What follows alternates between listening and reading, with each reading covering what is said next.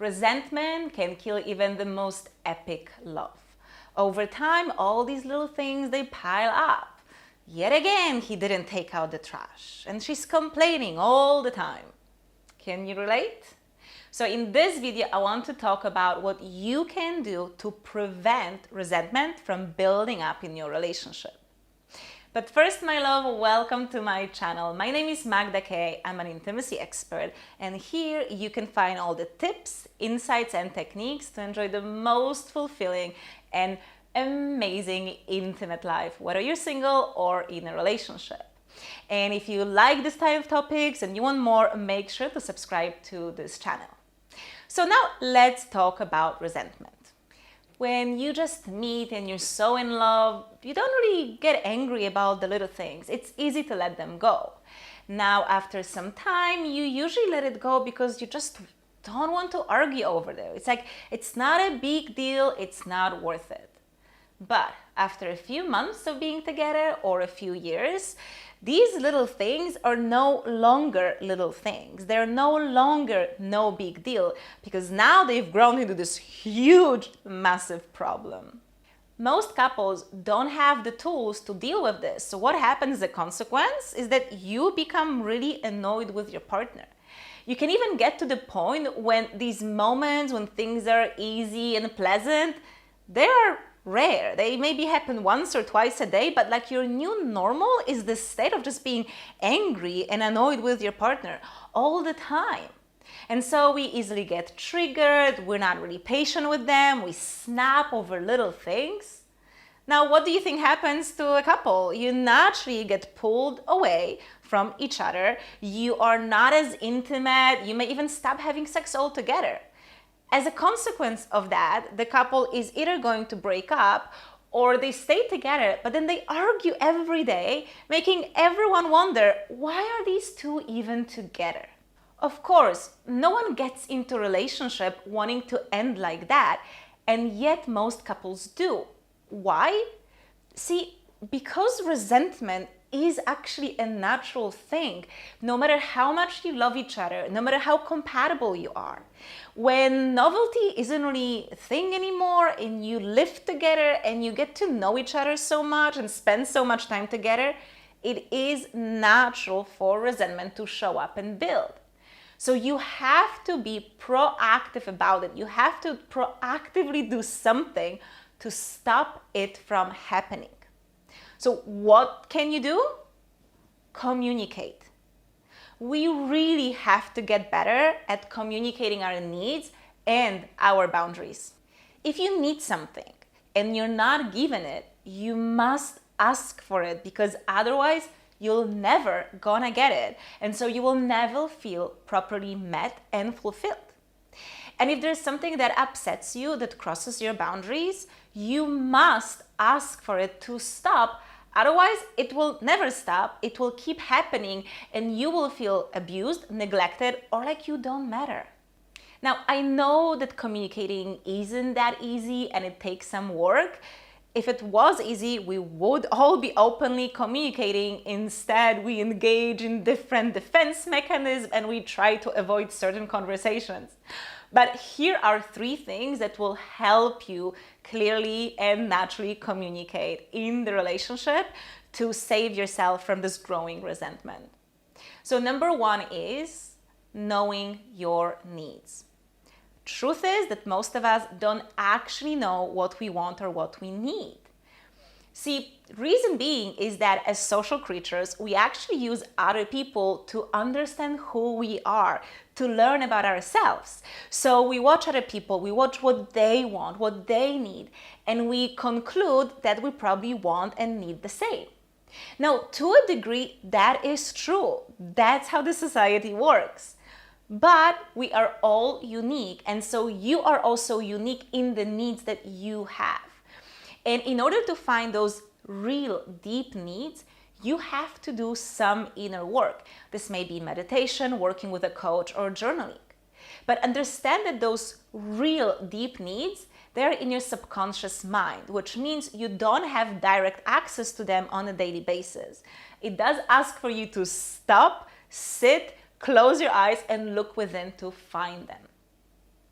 Number two, just like you need to know what your needs actually are, you also really need to know what your boundaries are. So here we have a different mechanism. Again, we're social creatures, which means that we need other people to survive.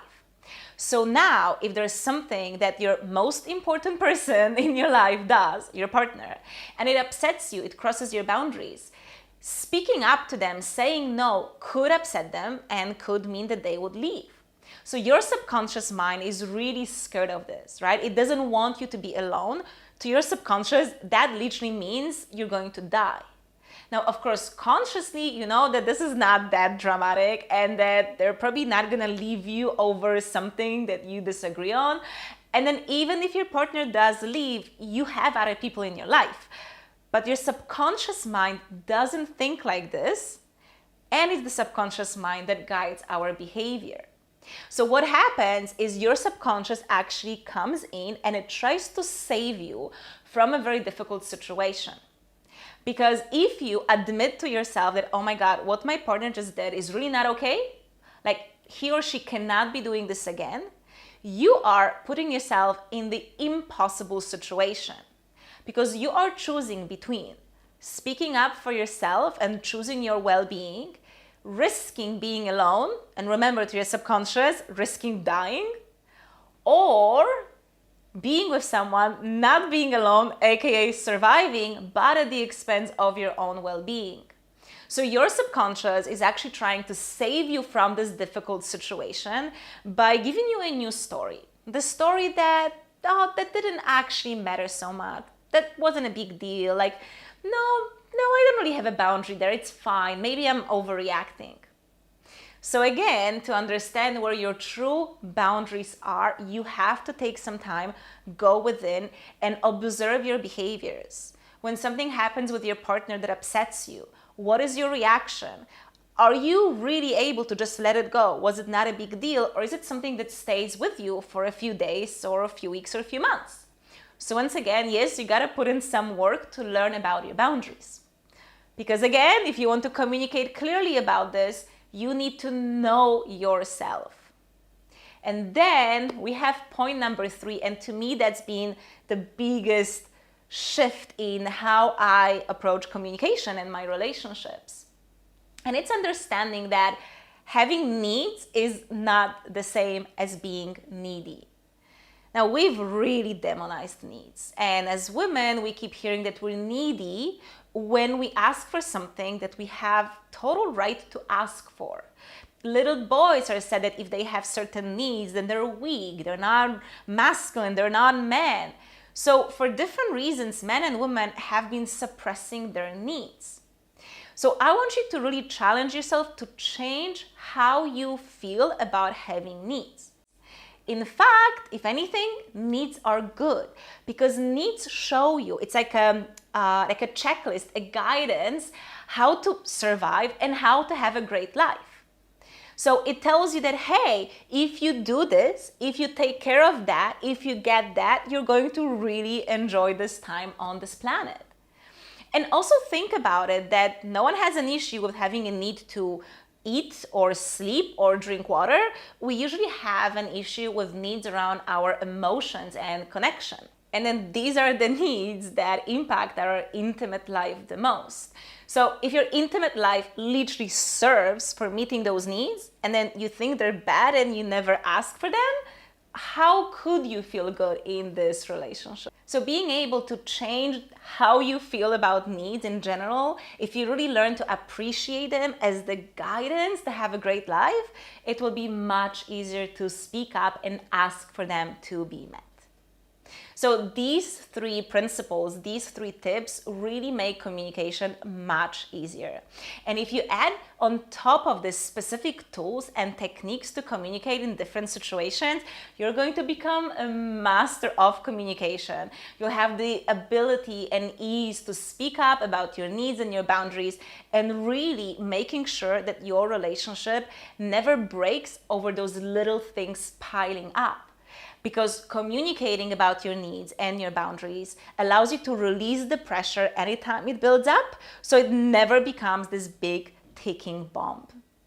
Now, if you would like to learn more about communication and get specific formulas for different situations, I have a new training called Communication Tools that's available now inside the School of Intimacy. So in this training, you're going to learn about the pillars of conscious communication. And this is the foundation to be able to express what you need and what you don't want in a loving yet firm way.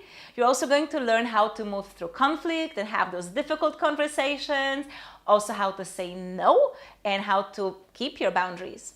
And you're gonna get different tools, different formulas and modalities to be able to actually speak to your partner, truly express what you need, open up emotionally, even if it feels scary.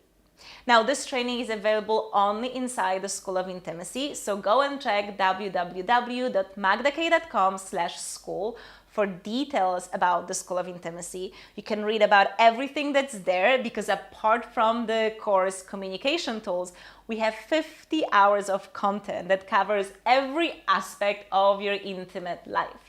So you gain access to all of it with your membership. So again, go and visit the link. It's also in the description of this video. And if you feel like this is something for you, you can pick the membership option that works for you the best. So my love, I hope that you found this video useful, and if you did, please give it a like. And for more videos like this, make sure to subscribe to the channel. Thank you so much for being here. I'll catch you soon. Bye.